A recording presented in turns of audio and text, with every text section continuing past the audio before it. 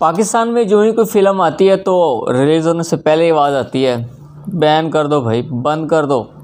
कुछ दिन गुजरते हैं तो इजाज़त मिल जाती है, फिर पंजाब से आवाज़ आती है इसे यहाँ बैन कर दो। यहाँ तो किसी सूरत नहीं चलने देंगे, ये तो हमारे कल्चर के ख़िलाफ़ है। अच्छा, हमारा कल्चर क्या है? फ़िल्मों में कौवा चोरी खाता है, ये हमारा कल्चर है? या फिल्मों में डंडे, बदमाशी कल्चर, ये है हमारा कल्चर? पहले तो ये तय कर लें हमारा कल्चर क्या है। अफसाना निगार सादत हसन मंटो से लोग कहते थे आप फौश लिखते हैं। वो सवाल करता था जो मैं लिखता हूँ क्या वो समाज में नहीं होता? अगर वो समाज में होता है, इसे समाजी बिगाड़ के ख़िलाफ़ कोई तहरीर या फ़िल्म से आश्कार करता है तो हम उसके ख़िलाफ़ क्यों हो जाते हैं? फ़िल्मों पे बैन क्यों लग जाता है? क्या हकीकत से इनकार हमें अच्छा इंसान बनाएगा? हम फ़िल्म को हकीकत ही क्यों समझने लग जाते हैं? फ़िल्म को फ़िल्म क्यों नहीं समझते? अभी जॉयलैंड फ़िल्म आ रही है तो बैन कर दो की आवाज़ें भी आ रही हैं। फ़िल्म में एक ट्रांस वोमेन की मर्द से शादी को दिखाया गया है। मर्द से मर्द की शादी नहीं है, एक मर्द की ट्रांस वोमेन से शादी है। तो क्या ये नहीं हो रहा पाकिस्तान में? अभी एक सोशल मीडिया पे कुछ देर पहले ही जब ये मैं ब्लॉग बनाने लगा तो इस मूवी बनाने से पहले मैं देख रहा था कि एक ट्रांस वोमेन जो है उसने शादी की एक मर्द से, तो उसके बाद उसे छोड़ गया है। तो ये हमारे पाकिस्तान में हो रहा है। इससे कोई खुदा न खास्ता कोई मर्द से मर्द की शादी को नहीं फैला रहा, बल्कि उस जुल्म को आश्कार किया जा रहा है जो हमारे समाज में हो रहा है। शादी का ताल्लुक़ मर्द और औरत की शादी से है। मर्द की मर्द से शादी या औरत की औरत से शादी तो होती नहीं है। ऐसा मर्द जो अपनी सिंफ से नफ्सियाती तौर पर मुतमईन नहीं था, उसने ख़ुद को किसी खाने में फ़िट होने के लिए वही किया जो नफ्सियाती डिसऑर्डर के तहत उसे अच्छा लग रहा था। ये तो है फ़िल्म की कहानी। अब बात करते हैं हकीकत की।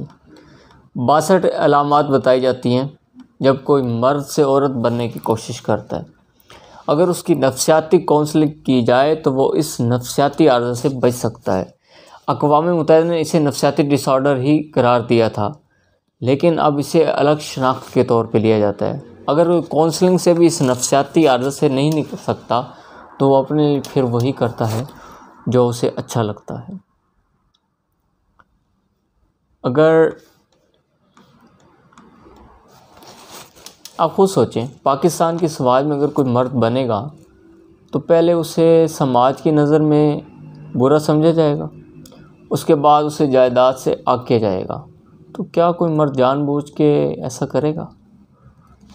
अब बात करें अगर कानून की, तो पाकिस्तान के कानून के मुताबिक अगर कोई मर्द ट्रांस वुमेन से शादी करता है तो ये शादी ही होगी। शरई लिहाज से भी यही अहकामात हैं। आप ये मत समझें कि मैं इस फ़िल्म को मौजू के हक़ में हूँ या मुखालफत में, दोनों से कोई सरोकार नहीं है। सवाल ये भी है आखिर पाकिस्तान में ऐसी फ़िल्में क्यों बनाई जाती हैं? कुछ दिन पहले तो ट्रांसजेंडर बिल के हवाले से मामलात थे और लोग सड़कों पे निकले हुए थे, और अब ये फ़िल्म क्यों? इसका मतलब ये हुआ कि फ़िल्म बनाने वालों ने भी जानबूझकर इसका इंतखाब किया है। लेकिन क्यों? इसका जवाब अभी देता हूँ। अगर हम बात करें पाकिस्तानी सिनेमा की, तो पड़ोसी मुल्क से आज से तकरीबन 25 साल पहले गालिबन एक फ़िल्म साज़ हैं आवेनी, वो अब इस दुनिया में नहीं है। तो वो पाकिस्तान में 2 माह रहे। उन्होंने पाकिस्तानी सिनेमा को बग़ौर देखा कि इसके अंदर क्या ख़ुसूसियात हैं, क्या नक़ाइस हैं। तो जब वो ईरान गए वापस, तो उन्होंने एक तहरीर लिखी। उसमें वो कहते हैं कि पाकिस्तान में फ़िल्म साज़ी का मरकज़ लाहौर है। यहाँ 50 से ज़ायद सिनेमा घर मौजूद। ये 25 साल पहले की बात है। इस 5 बड़े स्टूडियोज़ हैं। 1985 से 1990 तक 90 फ़िल्में बनाई गई हैं। उसने पाकिस्तानी फ़िल्में देखने के बाद कहा, उर्दू फ़िल्म एक साड़ी की मानद है। जो किसी अंग्रेज़ औरत को पहना दी गई, जो बाहर से तो रिवायती और अंदर से मगरबी है। यूँ समझिए कि ज़ाहिरी तौर पर फ़िल्म मुकम्मल उर्दू ज़ुबान और पाकिस्तानी कल्चर की अक्कास है, लेकिन इसमें सोच और मवाद गैर पाकिस्तानी या फिर मगरबी है। ये बात 25 साल पहले कही थी। आप जॉयलैंड मूवी को देख लें, इसके मौजू के इंतखाब को भी देख लें और अंदाज़ा लगाएं ये मूवी यहाँ क्यों बनाई गई। ईरानी फ़िल्म साज़ अवेनी ने एक और बात भी की थी कि पाकिस्तान की सैर में जब दानिशवर कदम नहीं रखेंगे तो अच्छी फ़िल्म नहीं बनेगी। यानी वो ये समझता था कि जब तक कोई दानिशवर पाकिस्तान की फ़िल्म इंडस्ट्री में नहीं आएगा तो यहाँ कोई अच्छी फ़िल्म नहीं बनेगी। दानिशवर भी आया है आज से 2 साल पहले। अबू अलिया नामी एक दानिशवर है, उन्होंने किताब भी लिखी, नावल भी लिखा है, जावेद इकबाल। उन्होंने जावेद इकबाल पे एक मूवी बनाई। क्या हुआ फिर? बैन कर दी गई। क्यों? क्योंकि यहाँ फ़िक्री फ़िल्मों के लिए कोई जगह नहीं है। उसने ये कहा। अब वो कैसी मूवीज़ बना रहे हैं आप भी जानते होंगे, मज़ाहिया। तो वो कहते हैं कि यहाँ फ़िक्री फ़िल्म बनाना वक्त का ज़िया है, या ऐसी फ़िल्में रिलीज़ करनी ही नहीं दी जाती। ये जॉयलैंड फ़िल्म कुछ दिनों के बाद रिलीज़ हो जाएगी। ज़ाहिर इसकी रेटिंग में भी इजाफा ही हो रहा है। ईरानी फ़िल्म साज ने कहा था कि पाकिस्तानी फिल्मों में अभी तक एक भी फ़िल्म फ़िक्री नहीं बनाई गई, जिसकी वजह से भारतीय फ़िल्मों को पाकिस्तानी अवाम में एक बेपनाह मकबूलियत हासिल है। इस मकबूलियत से ये भी पता चलता है कि अगर पाकिस्तान ने आज़ादी हासिल कर ली, लेकिन पाकिस्तानियों ने फ़िक्री आज़ादी हासिल नहीं की।